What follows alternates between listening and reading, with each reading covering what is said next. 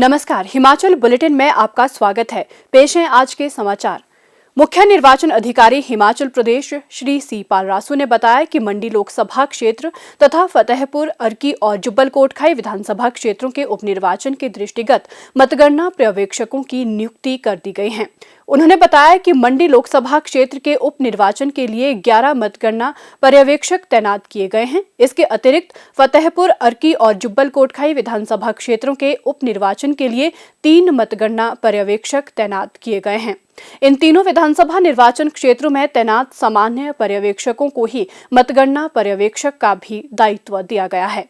मुख्य निर्वाचन अधिकारी ने बताया कि उपनिर्वाचन 2021 के अंतर्गत 30 अक्टूबर 2021 को मतदान संपन्न करवाया जाएगा और मतगणना के लिए 2 नवंबर 2021 की तिथि निर्धारित की गई है। मतगणना कार्य पूर्ण करने के लिए मंडी संसदीय क्षेत्र में स्थापित विभिन्न मतगणना केंद्रों में 125 मतगणना टेबल तथा निर्वाचन अधिकारी और सहायक निर्वाचन अधिकारी के 19 टेबल लगाए जाएंगे। फतेहपुर विधानसभा निर्वाचन क्षेत्र के मतों की गिनती के लिए 10 मतगणना टेबल और निर्वाचन अधिकारी व सहायक निर्वाचन अधिकारी के 2 टेबल लगाए जाएंगे। अर्की विधानसभा क्षेत्र के मतगणना केंद्रों में 10 मतगणना टेबल तथा निर्वाचन अधिकारी व सहायक निर्वाचन अधिकारी के 2 टेबल लगाए जाएंगे तथा जुब्बल कोटखाई विधानसभा क्षेत्र के मतों की गिनती के लिए 7 मतगणना टेबल तथा निर्वाचन अधिकारी व सहायक निर्वाचन अधिकारी के 2 टेबल स्थापित किए जाएंगे। उन्होंने बताया कि सभी संबंधित जिला निर्वाचन अधिकारियों व सहायक निर्वाचन अधिकारियों को मतगणना कार्य के सुचारू संचालन के लिए सभी तैयारियां समयबद्ध पूर्ण करने के लिए आवश्यक दिशा निर्देश जारी किए गए हैं।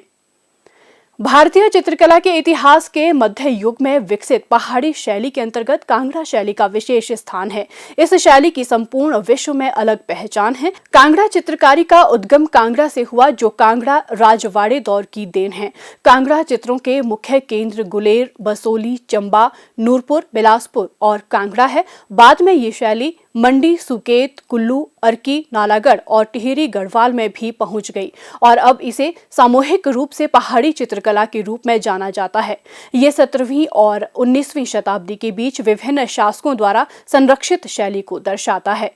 कला जगत को भारत की लघु चित्र कला एक अनुपम देन है। जम्मू से लेकर गढ़वाल तक उत्तर पश्चिम हिमालयी पहाड़ी रियासतों की इस महान परंपरा का वर्चस्व 17वीं से 19वीं शताब्दी तक रहा। छोटी छोटी रियासतों, जिनमें से अधिकांश वर्तमान हिमाचल प्रदेश में पनपी है, ये चित्रकला पहाड़ी शैली के नाम से विश्व भर में विख्यात है। पहाड़ी चित्रकला के मुख्य केंद्र थे गुलेर, कांगड़ा, चंबा, मंडी, बिलासपुर और कुल्लू। कांगड़ा कलम को लघु चित्र में सबसे उत्कृष्ट माना गया है। मध्य 18वीं शताब्दी में पहाड़ी चित्रकला में एक नया मोड़ आया। चित्रकला के इस नए दौर का जन्म गुलेर कलम के रूप में हुआ। गुलेर के राजा दिलीप सिंह तथा गोवर्धन चंद और कांगड़ा के राजा संसार चंद ने इन चित्रकारों को समुचित प्रश्रय देकर प्रोत्साहित किया। गुलेर कांगड़ा शैली की शीतल वर्ण योजना और लयात्मक महीन रेखांकन विस्मयकारी है। 18वीं शताब्दी के उत्तरार्ध में बने चित्रों में सुंदर हरे भरे भूदृश्यों, पहाड़ों, वृक्षों के झुरमुटों और सरोवरों के अंकन पर ध्यान दिया गया है। महाराजा संसार चंद ने कांगड़ा चित्र शैली को विकास के शिखर पर पहुंचाया। महाराजा का शासनकाल कांगड़ा कलम का स्वर्ण युग कहा जाता है। राजा संसार चंद ने गुलेर के कलाकारों को अपने दरबार की ओर आकर्षित किया। उनके शासनकाल में ही कवि जयदेव की संस्कृत प्रेम कविता गीत गोविंद, बिहारी की सतसई, भगवत पुराण, नल दमवंती व केशवदास रसिक प्रिया कवि प्रिया को चित्रों में डाला गया है। लघु चित्र हस्तनिर्मित सियालकोटी कागज पर खनिज और वनस्पति रंगों द्वारा बनाए जाते थे। तंगरम, हरिताल, धनाफरग, लाजवत, खजिया और काजल की स्याही प्रमुख रंग होते थे। बाल से भी बारीक कलात्मक रेखांकन के लिए गिलहरी की पूंछ के बाल से बनी तुलिका का उपयोग किया जाता था। कई दिनों की महीन छुटाई के पश्चात रंग तैयार किए जाते थे।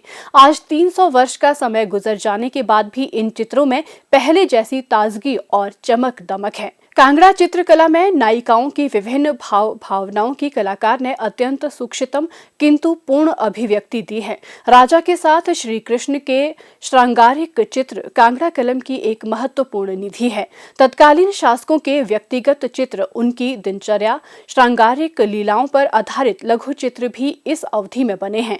लघु चित्रों को देखकर ऐसा प्रतीत होता है कि कलाकार ने मनुष्य की असीमित भावनाओं को सीमित करने का सफल प्रयास किया है। ऐसा भी प्रतीत होता है कि कलाकारों ने सत्यम शिवम सुंदरम का समन्वय कर दिया है। किसी राष्ट्र की पहचान उसकी समृद्ध कला संस्कृति से होती है और कांगड़ा कलम के विकास की गति आज भी निरंतर जारी है।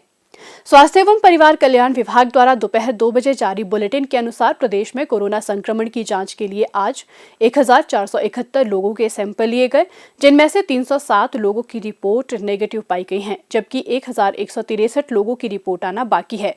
अभी तक 36,52,901 लोगों की जांच की जा चुकी है, जिनमें से 34,28,301 सैंपल की जांच नेगेटिव पाई गई है। प्रदेश में कुल 2,23,422 लोगों में कोरोना वायरस के संक्रमण की पुष्टि हुई है, जिनमें से 2,17,903 लोग इस बीमारी से ठीक हो चुके हैं और 1,778 व्यक्ति उपचाराधीन हैं। हिमाचल बुलेटिन देखने के लिए सब्सक्राइब करें YouTube channel DPR Himachal, follow करें ट्विटर @DPRHP, लाइक करें Facebook page information and public relations department Himachal Pradesh, visit करें वेबसाइट www.himachalpr.gov.in। इस अंक में इतना ही। कल फिर होगी मुलाकात, दीजिए इजाजत। नमस्कार।